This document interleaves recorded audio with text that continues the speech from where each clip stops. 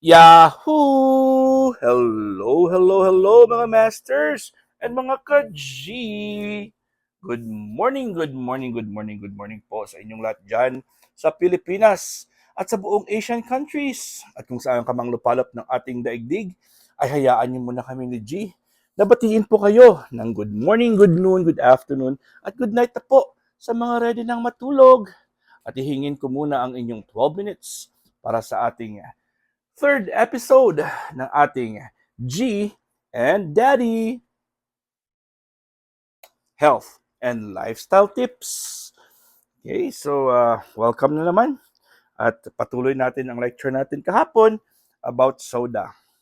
So ito po ang ating laptop. Kahapon po ay nag-lecture po tayo tungkol po sa mga epekto po ng soda.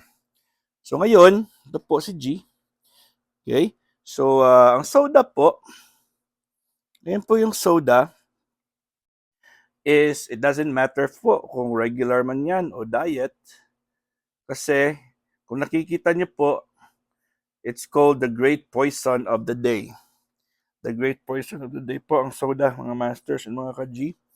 It's because ang mga components po nito ay very acidic. So as you can see, kahapon discuss ko rin po ang kung bakit. Dahil po ay dapat nasa 7.35 to 7.45 po ang ating natural blood pH, normal blood pH. Every time na umiinom ka ng soda, bumababa po siya sa 2.8. Diba? So, dapat papunta tayo dito. Ang mga normal blood pH natin dapat ay about 9 to 10, somewhere around there. Not 7.4 is the livable, pero kung pwede tayong pumunta around 9 or 10, mas maganda, 'di ba? So every time na uminom ka ng soda, ay kailangan uminom ka ng kahapon, sinabi na natin 'yun kahapon. Yun po 32 glasses of water at 7.0. Ang 7.0 po mga masters is distilled water. So sino ba sa inyo diyan ang may distilled water? Okay? Ang distilled water po ay 7.0 pH. Pero wala pong mga minerals po yung distilled water. Blank po yan, blank. Walang laman po yung distilled water. Okay? So ang problema po dyan is ang distilled water po ay okay naman siya. Pero ang problema, pag umiinom po kayo ng mga bottled water na binibili lang po natin, sinasabi nila mineral water po yan, pero hindi naman mineral yan. Kasi naka-undergo na yun ng mga processes machine. Yung iba po dyan ay wala na pong laman yan. As in, zero na talaga. Kasi nalilinisan, nakukunan ng mga minerals, diba? At sinasabi nila mineral water daw. Pero mineral water kasi, dapat nanggaling po yan sa spring. Yung spring ay madumi naman, di ba? Or may mga processes silang ginagamit dyan. Alright, so bakit po masama ang soda? Kasi, tingnan nyo, sa mga mahilig po uminom ng ano talaga ng G natin magpakis kay daddy. Sa mga hilig po uminom dyan ng mga diet soda, so as you can see po ang diet soda po or mga light, ano po yung laman niya? Ang pinakaunang ingredient po niya is ito po, aspartame. Ang aspartame po ay mga artificial sweeteners and it can also be named into different names. Marami po siyang mga pangalan na tinatago po nila pero aspartame pa rin yan. So, ang aspartame po is coming from pupo. Nanggaling po yun sa tae mismo ng genetically modified E. coli bacteria. Galing po yan sa E. coli bacteria po ang aspartame, mga masters. So, kinukulture po nila yung aspartame and then, yung puting part ng tae, yung tae nila, yung puti, yan po ang matamis. Matamis po yan. So, that's what they use. And that is what we call the aspartame. Using ko lang po yung microphone. So, every time na umiinom ka po ng ang aspartame, nag-a-accumulate po yun sa ating kidneys, sa ating blood, nag-a-accumulate po sa ating liver. Okay? So, once na maraming aspartame na ma-detect yung ating brain sa ating bloodstream, yung ating brain po ay nagsuswell. Okay? Yung ating utak po, kasi may mga meninges sa brain natin, yung mga parang nandito yan, ay para po hindi po siya pumasok sa central nervous system natin o sa system ng katawan na buong system natin, ay magsuswell up po. Mamamaga po yung ating brain para i-prevent po niyan. Magpo-form po sila ng mga bulsa-bulsa, mga pockets. So they will act as a defense. Magdi-defense po sila para hindi po pumasok yung aspartame sa ating central nervous system. Di ba, G? Okay? So what happens is, as time goes by, if you already have a lot of aspartame in your bloodstream, pag marami na po kayong aspartame sa bloodstream, ay magiging, ano na siya, marami na po yung mamaga dyan. Marami po yung mamamaga po siya dyan. And unfortunately, that forms into tumors. Magiging tumor po siya, magiging cyst po siya sa ating katawan. That's why the worst side effect po of aspartame, of a high aspartame level po sa katawan natin is brain tumor. And it can also cause 92 different health side effects. So, mas marami po ang side effects. And pag may tumor na po yung ating brain, okay, ang mangyayari po dyan ay pwede tayo magka-coma, pwede tayo magka-paralysis, pwede tayo magka-visual problems.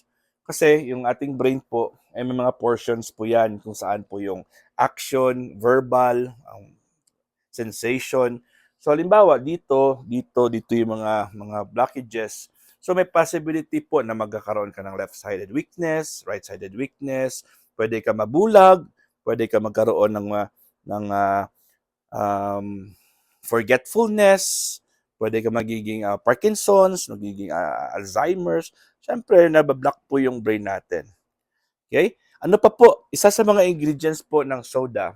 As you can see po, mga masters, mga ka-G, pag binuksan niyo po yung lata or ang tansan ng soda, ano po yung pinakaunang maririnig niyo? Psst! Di ba? Psst! Ang psst na yan ay syempre carbonic acid po yan. That's what they call the process of carbonation. So, nagka-carbonation po siya, nag-i-infuse po sila ng carbonic acid, which is the other term for carbon dioxide. Okay? So, isa sa mga ano niya is carbonic acid. Ito po yung carbonic acid, oh. Carbonic, ano ba yan? Carbonic acid. Okay, carbonic acid or for carbonated drinks, also known as carbon dioxide, waste product of our respiration. So, nag-i-inhale po tayo ng oxygen at nag-i-exhale po tayo ng carbon dioxide. Diba? Pero pag umiinom ka ng carbonated drinks, binabalik niyo po ang waste product, which is the carbon dioxide sa ating system. So, gusto niyo po ba yan? Diba? Kailangan natin, first requirement ng katawan natin is oxygen. Mas marami yung carbon dioxide na nilagay mo sa katawan mo dahil umiinom ka ng carbonated drinks. So, another problem na yan. Diba? Ang third na ingredient na present sa soda is ang tinatawag nating phosphoric acid. Ito po, phosphoric acid. Ano po yung phosphoric acid? Sabi dito, used to cheat the brain from identifying sugar. So pag merong phosphoric acid po ang iyong kinakain or iyong iniinom, tandaan nyo phosphoric acid. So hindi po marerecognize ng ating brain ang presensya ng sugar sa ating kinakain. So parang dinadaya po ng ating brain, dinadaya po nila yung brain natin na hindi ma-identify ng brain ang tinatawag na sugar. Kasi bakit? Sa inyo dyan, sino ba sa inyo yung nakatry na kumain ng 2 kutsarang puting asukal? Kuha kayo ng asukal, kainin nyo 1, 2. Ano kayo? Susukahin nyo yan kasi ang brain natin ay meron po siyang defense mechanism na hindi niya po inaalaw ang katawan natin na mag-consume ng 2 tablespoons or more na sugar. Bakit ayaw niya? Kasi very delikado yun sa katawan natin. That is very acidic and the brain doesn't like that to happen sa ating katawan.